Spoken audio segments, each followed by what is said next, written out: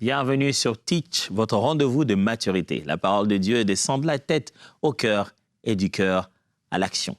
L'action, c'est surtout ça qui nous intéresse depuis le début de cette semaine. On va poser des actions dans notre communauté qui montrent qui est Jésus au travers de notre vie. Pas pour amener les gens juste à venir dans nos assemblées, mais pour amener Dieu vers les hommes, pour que Dieu les visite au travers de la qualité de notre vie. J'aime quand la Bible dit qu'ils glorifieront Dieu le jour où il les visitera. Voyez, les gens vivent quelque chose dans notre comportement et le jour où Dieu dit, tu vois, là, c'était moi qui t'ai visité. Ils se disent, waouh, Seigneur, que tu es merveilleux. On a appris beaucoup de choses de ce qu'on peut faire pour manifester la nature de Christ dans notre communauté. Aujourd'hui, on aimerait répondre à cette question. Comment on peut vraiment aimer notre prochain? Jésus rappelle ça, il faut aimer son prochain, mais au quotidien, on doit faire quoi pour aimer son prochain? C'est d'abord qui son prochain? Alors, let's teach. Grandissons ensemble.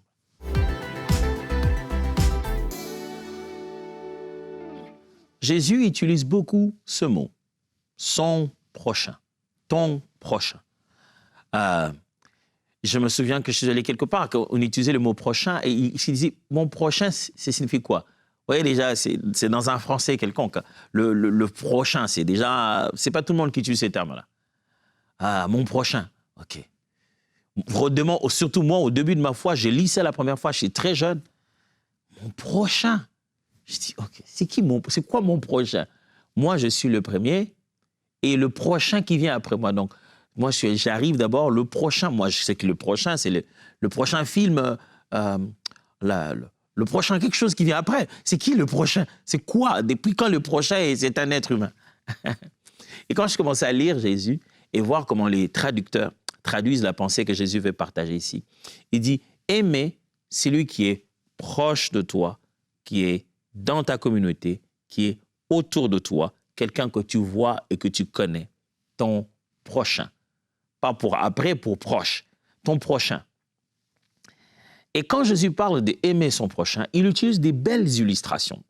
Lisons d'ailleurs un de ces exemples qu'il utilise pour parler de son prochain. C'est dans Luc chapitre 25. On n'a pas cessé de lire ce passage depuis le début de cette semaine. On va maintenant le lire dans son entièreté. Luc chapitre 10 à partir du verset 25 à 37. Un docteur de la loi s'éleva et dit à Jésus, pour l'éprouver, « Maître, que dois-je faire pour hériter la vie éternelle ?» Jésus lui dit, « Qu'est-il écrit dans la loi?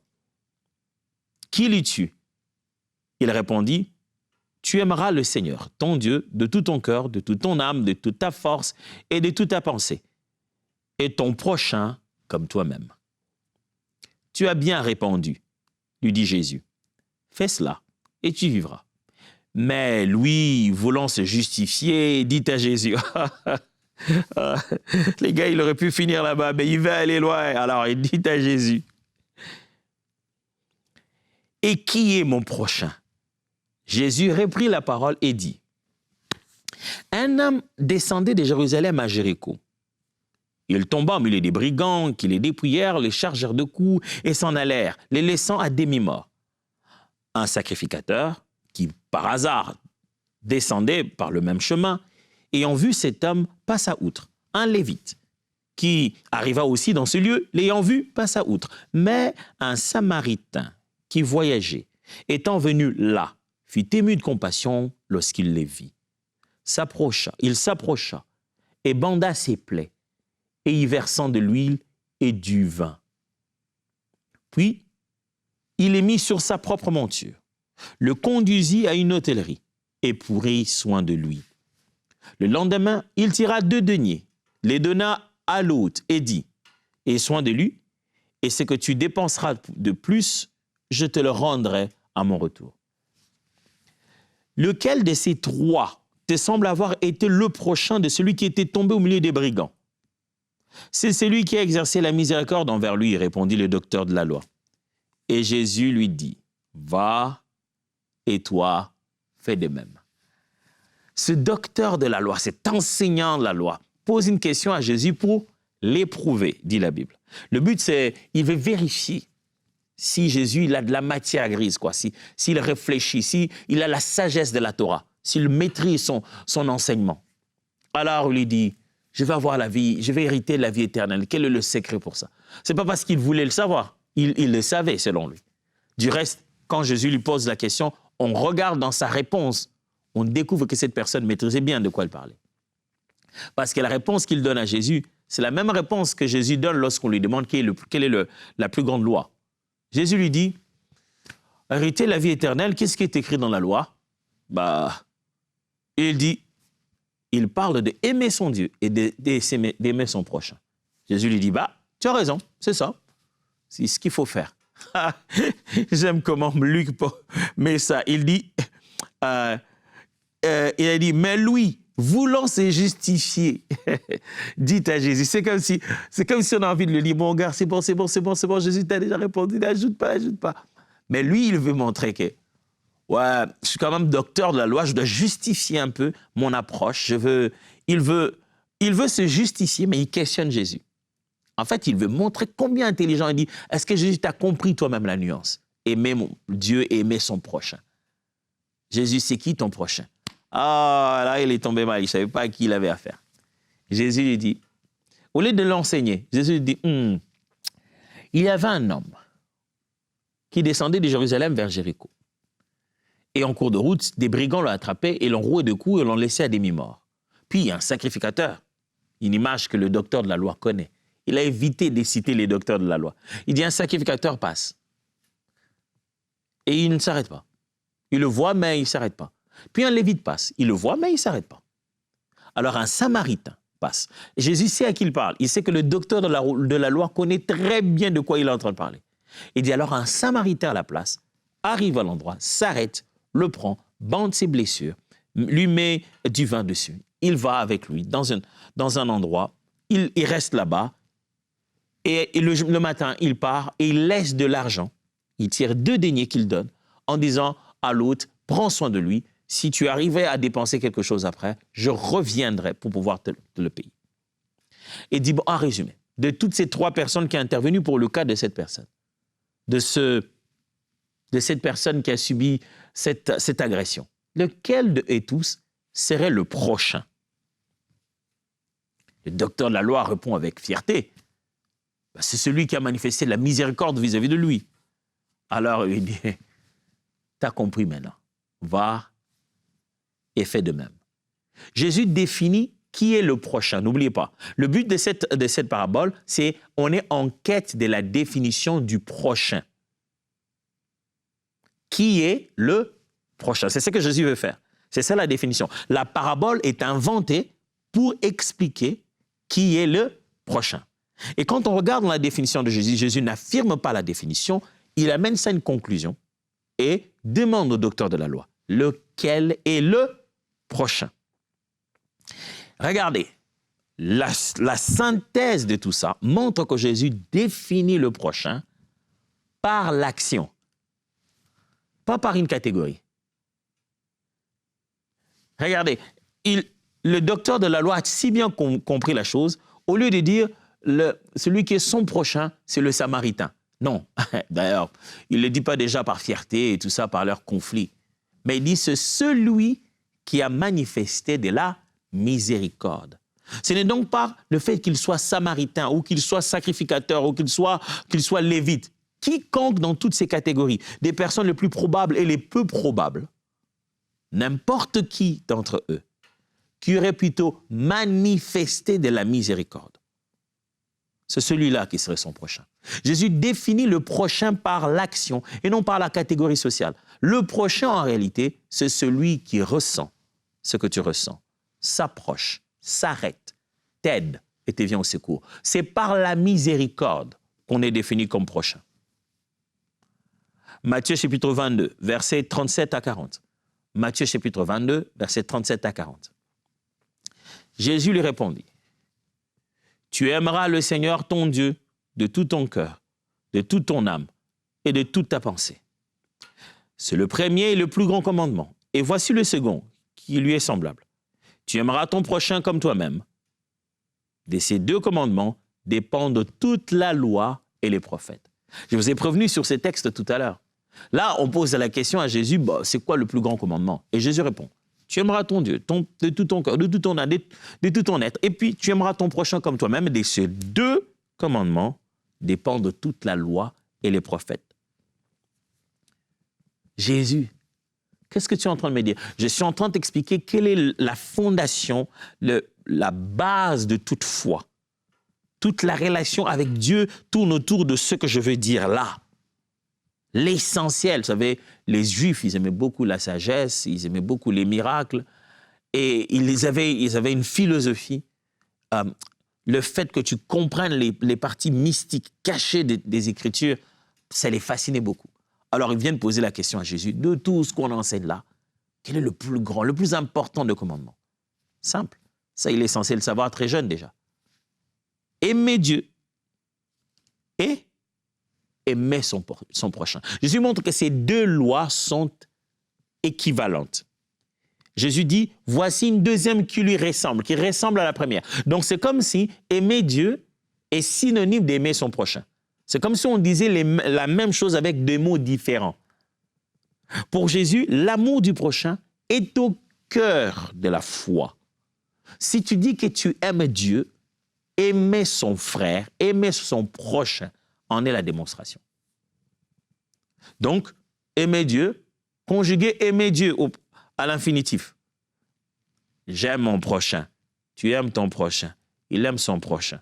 Ah, mais c'est aimer Dieu qu'il faut conjuguer. Mais dans le vécu, c'est au travers son prochain que cet amour se manifeste. Un troisième texte. 1 Jean chapitre 3, versets 16 à 18. 1 Jean chapitre 3, versets 16 à 18. La Bible dit, « Nous avons connu l'amour en ce qu'il a donné sa vie pour nous. Nous aussi, nous devons donner notre vie. » Ce texte, quand j'ai lu la première fois, je m'attendais à entendre « donner notre vie à lui ». Mais il dit « donner notre vie pour les frères. » Si quelqu'un possède les biens du monde et que voyant son frère dans le besoin, il lui ferme ses entrailles, comment l'amour de Dieu demeure-t-il en lui? Petits enfants, n'aimons pas en parole et avec la langue, mais en action et avec vérité. Waouh! La Bible me confond plusieurs fois. Elle détruit plusieurs fois les concepts que j'ai dans ma tête. Moi, je crois que c'est plus logique si on découvre l'amour par le fait que Dieu nous a aimés et Jésus a donné sa vie pour nous. On aurait dit, en conclusion, nous aussi, nous devons donner notre vie à Jésus. Mais non, l'exemple biblique, la raison biblique d'avoir donné sa vie pour nous, ce n'est pas pour que nous puissions nous donner sa vie, nous donner des vies, on n'en a pas. C'est lui qui a donné la vie. On n'en avait pas, il nous en a donné. Donc il n'attend pas qu'on lui en donne. Il attend que ce qu'il nous a donné, nous partagions cela. Il attend que le pain qu'il nous a remis, nous donnions aux voisins pour que ça se multiplie. L'amour, tout cet amour que Dieu nous donne, il veut que nous puissions donner à nos frères. Parce que l'amour biblique, l'amour de Dieu, se vérifie lorsqu'on en voit les actes concrets et véritables. Qu'est-ce que l'amour te fait faire à ton prochain? C'est ça. C'est quand ton prochain voit les actes que tu poses sur lui, pour lui, envers lui, qu'il va se dire qu'à l'intérieur de toi, il y a l'amour de la nature de Dieu. Allez, n'oublions pas, la question de base dans toute cette affaire, c'est comment peut-on réellement aimer notre prochain? C'est qui le prochain? On l'aime comment? Alors, 3 grandes vérités. Premièrement, ton prochain, c'est celui que tu choisis de servir. Ton prochain, ce n'est pas celui qui te donne de l'argent, celui qui a plus de moyens, qui est bien assis dans la société, qui a étudié dans les mêmes écoles que toi, qui a quand même un niveau de vie semblable au tien. Non, ton prochain, c'est celui que tu as accepté dans ton cœur, décidé de servir. Pas de te servir de lui, mais de le servir.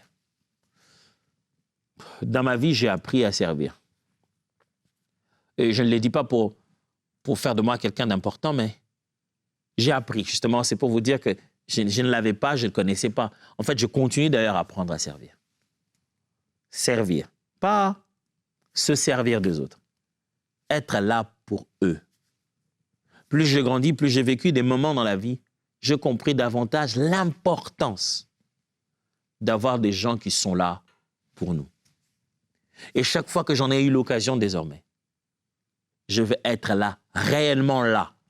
Pas avec les paroles, non. Je vais être présent, je sais, dans ma tête, je me suis fixé cela. Je n'y réfléchis plus à des fois. C'est bien clair dans ma tête que toute forme d'amour se conjuguera par un sacrifice et par le service. Toute forme d'amour que j'exerce dans ma vie me coûtera un sommeil, me coûtera un billet de banque, me coûtera un emploi du temps, me coûtera un effort supplémentaire, me coûtera un temps de fatigue. Je vais investir dans toute relation d'amour. Toute relation d'amour. Aimer mes frères et sœurs, ma famille, ma femme, mes enfants, aimer mon pasteur, aimer les gens autour de moi, aimer mes collaborateurs. Si je dois donner l'amour, eh bien, je dois payer le prix. Je dois le faire avec service. Et servir même ceux qui me servent. Servir même ceux qui sont salariés chez moi. Parce que c'est ça le modèle de Jésus. Jésus, nous sommes ses frères. Il a dit, je ne vous appelle plus serviteurs, je vous appelle frères maintenant. Vous êtes mes frères et il faut que je vous donne l'amour. En venant nous servir, Jésus nous a prouvé alors qu'il avait un amour très fort pour nous. Ton prochain, c'est celui que tu as décidé de servir. Qui est-ce que toi tu sers? En fait, à quel moment d'ailleurs dans ta vie tu sers? Tu es servi à la maison, servi au taxi, servi dans le bus, servi dans le train, servi au travail, servi. Tu sers qui? Écoute bien ces jeux de mots. Le prochain devient proche quand tu te rapproches. Ouais, je vais le répéter. Le prochain devient proche quand tu te rapproches. Celui qu'on appelle son prochain devient plus proche de nous lorsqu'on décide de pouvoir tuer, éliminer, diminuer, faire disparaître cette distance. C'est quand tu te rapproches que tu te rends compte pourquoi on l'appelle ton prochain. Il faut servir. Le prochain est souvent à quelques pas de chez nous, à quelques pas de notre vie. C'est celui-là qu'on appelle ton prochain, juste non loin de toi. Et pour ça, il faut choisir de le servir, de lui montrer cet amour-là.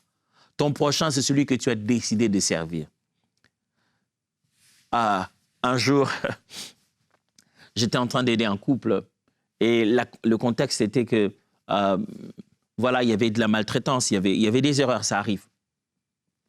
Et dans l'exhortation, je faisais savoir à l'un de deux que souvent, on tolère tellement de choses des étrangers, des personnes qu'on ne connaît pas. Parce que quand on dit prochain, on dit, c'est vraiment un inconnu que je ne connais pas, c'est mon prochain.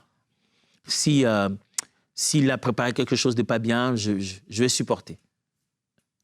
J'ai dit au frère, mon frère, mais ta femme, c'est aussi ton prochain. Tu vois, le prochain dont on parle dans la Bible, c'est elle. Ton enfant, c'est aussi ton prochain. Ton domestique, je ne sais pas moi, ton aide ménagère, c'est aussi ton prochain. Le prochain, ce n'est pas toujours un parfait étranger que tu ne connais pas, qui vient en brillant, tu te dis, c'est peut-être un ange de Dieu. Non. Si tu ne regardes pas ta femme ni ton mari comme ton prochain, alors tu lèves la main sur lui. Si tu ne lèveras pas la main sur ton prochain, pourquoi tu lèves la main sur lui ou sur elle? C'est ton prochain. Alors, deuxième vérité, l'amour en vrai, c'est des gestes. Aimer son prochain, mes amis, c'est des gestes. Ça ne veut pas dire « j'aime mon prochain », tu aimes ton prochain, il aime son prochain, nous aimons nos prochains, vous aimez vos prochains, ils aiment des prochains. Oh non. L'amour en vrai, mes amis, c'est des gestes essentiellement. C'est s'arrêter, aider, suivre, servir, c'est des gestes. Quand on parle d'aimer son prochain, ça veut dire de poser des gestes, de concrétiser un sentiment. L'amour du prochain commence par le fait de s'arrêter sur son problème, de poser un geste simple, très simple. Des fois, le simple geste, c'est de prendre son téléphone et appeler. Mon cher, comment ça va? Ouais, j'ai appris. Écoute, si tu as besoin de quoi que ce soit. Juste ça. Juste lui dire, je suis ouvert à te venir en aide. Des fois, les gens disent, ah non, c'est pas grave, mais il doit savoir que tu es disponible pour lui. Aimer son prochain, c'est faire des gestes en faveur de son prochain. Commençons à remplir cette phrase-là. Aimer son prochain, c'est poser des actes en vue, en faveur de quelqu'un qu'on accepte de servir, qu'on a choisi de servir. On pose des actes en faveur de quelqu'un qu'on a choisi de servir. C'est ça, aimer, poser des actes qui valorisent, qui soutiennent, qui améliorent les conditions de quelqu'un qu'on a choisi de servir. C'est ça, son prochain. Il y a ton prochain au travail, ton prochain en cours de route, ton prochain à la maison, ton prochain dans le quartier, ton prochain à l'église. Pourquoi tu ne veux pas servir des gens à l'église et tu écoutes le message d'aimer son prochain? Pourquoi? Qui t'a dit que le mot prochain signifie païen ou non chrétien ou quelqu'un qui est dans un pays pauvre, qui a besoin de l'aide humanitaire? Non, ton prochain, ça peut être le riche du quartier, le plus riche, mais qui a besoin d'être aimé, pour qui on pose des actes d'amour, d'attention. Simplement ça. Oh, vous ne savez pas quand quelqu'un est riche, combien il est isolé? Même ses salutations, quand il salue des gens, c'est calculé. C'est demandant, lui, il devient trop gentil, qu'est-ce qu'il veut de moi? La Bible dit, le riche, il a beaucoup d'amis, il les a pour son malheur. Elle dit, c'est lui qui devient riche, il s'est fait remplir d'amis. Les riches, ils ne sont pas non plus dupes. Ils disent, non, qu'est-ce qu'il cache dans cette salutation, dans cette générosité? Mais quand il va voir au fond qu'il n'y a rien d'autre que l'amour de Dieu, c'est là qu'au-delà, du haut de ses richesses, il s'est dit, la vie authentique existe. L'amour authentique de Dieu existe. Et des êtres humains l'ont. Je veux ça. Ce n'est pas dans mon argent, ce n'est pas dans mon or, ce n'est pas dans mes lingots d'or, ce n'est pas dans mes diamants, ce n'est pas dans mon compte bancaire, ce n'est pas dans mon épargne. Cet amour-là, je veux de ça. Troisième vérité. Souvenez-vous, on essaie de comprendre comment aimer notre prochain. J'ai défini qui est un prochain. J'ai défini ce que ça veut dire amour. Alors j'enrichis cela en disant ceci. Aimer avec sagesse. Chaque fois que j'apprends à poser des actes concrets, j'insiste sur cet aspect de sagesse. Compassion, oui. Manipulation, non. Aimer son prochain, c'est choisir de servir quelqu'un, mais de ne pas se laisser prendre dans un piège où la personne devient tout le temps un récipient qui dit, moi je suis ton prochain, tu me laisses comme ça. Non, la Bible ne nous a pas enseigné, faites-vous aimer. Non, la Bible dit aimer. C'est-à-dire que la recommandation que tu as reçue de l'aimer lui, c'est la même recommandation que lui aussi il a reçue de poser des actes vis-à-vis de quelqu'un. Alors, ne vous faites pas manipuler. N'entrez pas dans un système où quelqu'un commence à commander vos ressources, à vous ordonner de faire des choses pour lui, parce que monsieur est le prochain, ou madame est le prochain. Ce n'est pas ça. L'amour biblique est bien généreux, mais il n'est pas aveugle. Quelqu'un ne peut pas commencer à se lâcher entre vos mains comme ça. Eh, moi, je n'ai rien, tu sais, je viens là-bas, c'est à toi vraiment, occupe-toi de moi. J'ai souvent conseillé aux gens de penser à ce qu'on appelle, je ne l'ai pas appelé comme ça, mais là, j'ai réussi à résumer cela, à trouver une façon d'appeler ça. J'appelle ça cadre. Cadre, c'est-à-dire, il faut placer un cadre à chaque fois qu'on exprime l'amour. Le mot cadre, c'est un jeu de mots. C tient pour clarté ou clarifier les choses. A tient pour ajuster. D tient pour diriger. R tient pour rythmer. Et E tient pour évaluer. C'est-à-dire, il faut clarifier le besoin. Quand vous voulez aider quelqu'un, c'est quoi le besoin? Il faut un cadre. Et le cadre, ce sont 4 lettres. C-A-D-R-E. 5 plutôt. E. C-A-D-E-R-E. Cadre. C tient pour clarifier le besoin. Je l'aide pour quoi? A tient pour ajuster, selon les moyens. Tu l'aides selon les moyens. Tu ne l'aides pas seulement sur son besoin, tu l'aides selon tes moyens. D tient pour diriger. Ça signifie vers un service. Diriger une personne que vous aidez vers un service plus collectif, un service plus continu, quelque chose qui aiderait à maintenir cette aide-là de façon durable. N'essayez pas seulement d'aider par vos simples poches à vous. S'il faut faire Une ONG, s'il faut donner ça dans une église et rattacher la personne là-bas, renflouer un système, diriger votre aide dans un système, ça le rendra permanent. Ça créera un cadre pour ça. R tient pour rythmer. Pas tout le temps, il faut donner un rythme. Si tu commences à devenir, ça va créer de la dépendance et Dieu verra ça. Il saura qu'il n'est plus question de lui. Tu deviens le Dieu de la personne. Et la sécheresse ne tardera pas de frapper à ta porte. Alors, il faut rythmer ton aide. C'est comme ça que ça crée un bon cadre. Et enfin, E tient pour évaluer. Évalue les fruits qui s'apportent. Parce que deux fois, un don peut rendre une personne plus perdue qu'avant. Tu peux faire un bien qui est plus mauvais que la douleur que la personne était en train de vivre avant. Alors, évalue les fruits de l'aide apportée. Regarde ce que ça fait. Alors, j'insiste, aide souvent en relayant ce que tu es en train de faire avec un organisme, une église, un voisin, quelqu'un qui supervise ce que tu es en train de faire. Si tu veux aider quelqu'un, tu veux résoudre son problème, tu veux aider de façon durable, pense à un cadre, à des organisations, à un système pour y souffler dedans l'aide que tu as, pour que ça aide non seulement cette personne, même plusieurs. Et réfléchis à quelque chose. Je me souviendrai toujours, j'avais un jeune homme qui m'aimait beaucoup, je l'aimais beaucoup aussi, les jeunes, et il voulait grandir autour de moi. Un jour, donc on se rencontrait, on priait, on faisait. Un jour, il m'a dit qu'il voulait de l'argent. Je lui ai dit, OK, il avait besoin d'argent pour ses études. Je lui ai dit, voilà ce que je te demande.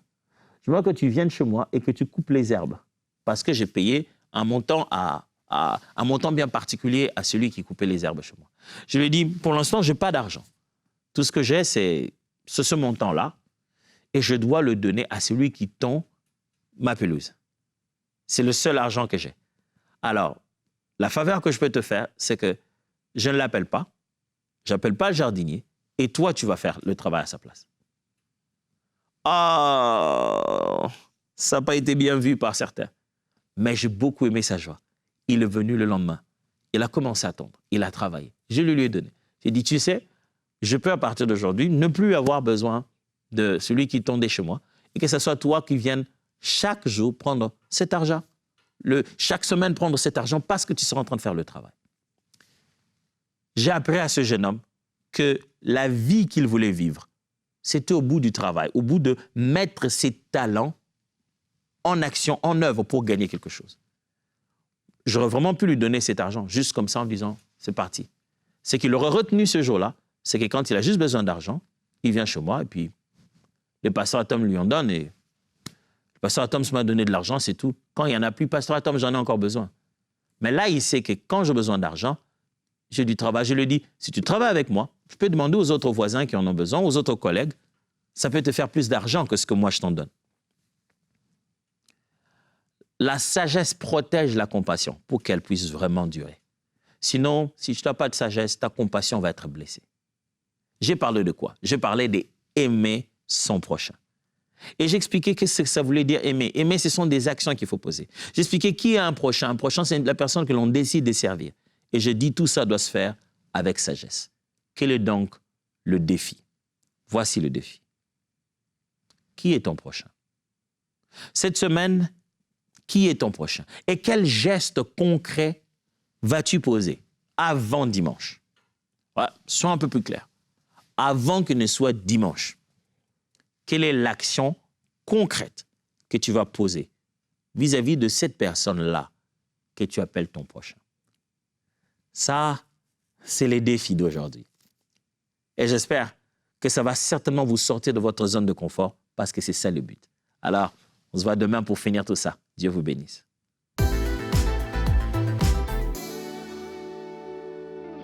Bonjour, moi je fais cette vidéo pour expliquer ce que Dieu a fait dans ma vie au travers de EMCI TV. Alors il s'agit de plusieurs choses mais je vais vous en citer 3.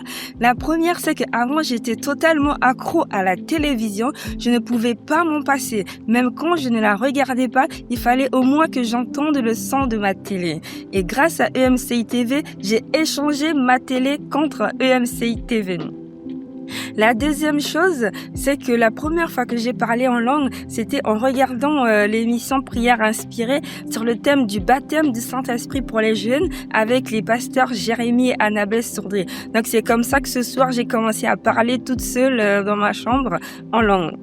La troisième chose, c'est la guérison que j'ai connue, donc toujours en regardant Prière inspirée. Cette fois-ci, le thème, c'était la guérison de 150 maladies. Donc là, j'ai saisi la guérison par la foi. J'ai commencé à déclarer les paroles, à répéter les paroles après le pasteur Jérémy Sourdry. Et c'est comme ça que j'ai constaté ma guérison. Donc pour les règles douloureuses, je ne prends plus aucun cachet. Je ne ressens plus aucune douleur. En ce qui concerne les allergies, le médecin m'avait dit que je prendrais des comprimés tous les jours de ma vie jusqu'à la fin de mes jours. Sauf qu'aujourd'hui, je ne prends plus aucun de ces médicaments et je n'ai rien constaté d'anormal. Et la troisième chose, c'est l'asthme. Donc, je n'ai plus aucun effet indésirable. Je suis libre, je suis libre, je suis libre. Merci et soyez bénis. Gloire à Dieu. Oh, merci Seigneur pour ces vies transformées. Merci pour ce que tu fais. Tu es merveilleux. Dieu est tellement bon. Dieu est incroyable. Et quand j'écoute ces témoignages, quand je vois ce que Dieu fait dans les vies de toutes les personnes qui nous écrivent, je me dis, il est fidèle. Dieu fait sa part sans aucun doute. Il soutient cette œuvre et il agit au travers des émissions. Maintenant, j'aimerais nous solliciter à pouvoir nous dire, mais moi, quelle est ma part dans cette œuvre? Quelle est ma part dans ce travail qui est fait? À EMCI, nous payons le prix. Nous ne comptons pas nos heures s'il le faut pour que le message soit diffusé, pour que des enseignements de qualité soient envoyés dans les foyers de la francophonie. Et chères familles des partenaires, vous faites votre part en soutenant cette œuvre, en semant mensuellement, vous faites votre part. Et j'aimerais maintenant faire un appel à chacun d'entre vous et que vous puissiez prendre le temps de vous dire, est-ce que moi aussi j'ai une part à jouer? Est-ce que moi aussi je peux devenir partenaire? Est-ce que je peux soutenir mensuellement cette œuvre? Alors prenez le temps de vous poser la question, de demander au Seigneur, est-ce que je dois être partenaire? Je suis convaincue que le Seigneur saura parler à vos cœurs. Peu importe le montant que vous décidez de donner, ça fera la différence. Et ce combo merveilleux de Dieu qui fait sa part et nous qui faisons la nôtre fera quelque chose d'extraordinaire. Que Dieu vous bénisse. Dès maintenant, rejoignez la famille des partenaires qui donnent pour voir des vies transformées partout dans la francophonie. Pour faire votre don, rendez-vous sur emcitv.com/don.